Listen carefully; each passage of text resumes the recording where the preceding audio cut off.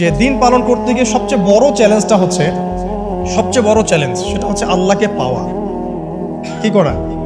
যে আল্লাহর কাছ থেকে আমরা এসেছি সেই আল্লাহকে দুনিয়াতে এবং আখিরাতে পাওয়া, এটাই চ্যালেঞ্জ। আল্লাহকে যে ব্যক্তি পেয়েছে সে দুনিয়ার সব পেয়ে গেছে।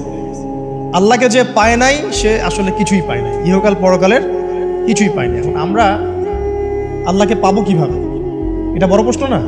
যে আল্লাহর কাছ থেকে, যে জান্নাত থেকে আমরা পৃথিবীতে চলে আসলাম, সেই জান্নাতে যেতে হলে তো আমাকে আল্লাহকে পেতে হবে। আল্লাহকে পেতে হলে আমার কি কি করণীয়? খুব শর্ট করে আমি কয়েকটা পয়েন্টস আপনাদেরকে শেয়ার করছি। 1 নাম্বার, আল্লাহকে পেতে হলে অবশ্যই তার নবী মুহাম্মদ সাল্লাল্লাহু আলাইহি ওয়াসাল্লামকে অনুসরণ করতে হবে। এছাড়া আল্লাহকে পাওয়ার দ্বিতীয় কোনো পথ নাই।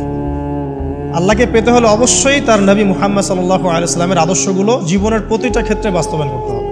চলাফেরা, ওঠা বসা, খাওয়া দাওয়া, ইস্তেঞ্জা করা, মুআমালাত, ব্যবসা বাণিজ্য, অর্থনীতি, সমাজ, রাষ্ট্র, সব ক্ষেত্রে আপনাকে মুহাম্মদ সাল্লাল্লাহু আলাইহি ওয়াসাল্লামের তরিকা, আদর্শটাকে ফলো করতে হবে। তাহলে আপনি আল্লাহকে পাবেন ইনশাআল্লাহ।